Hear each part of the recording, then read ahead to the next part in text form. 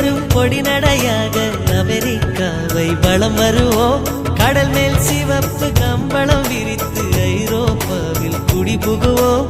நம் காதலை கவி பாடவே செல்லியின் வைரனின் கல்லறை தோக்கத்தை கலைத்திடுவோம்.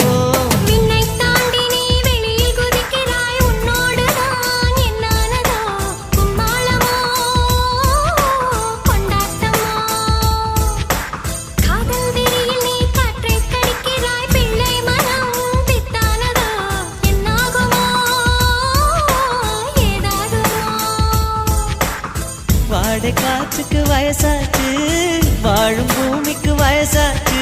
கொடியுகம் போனால் என்ன, காதலுக்கு எப்போதும் வயசாகாது.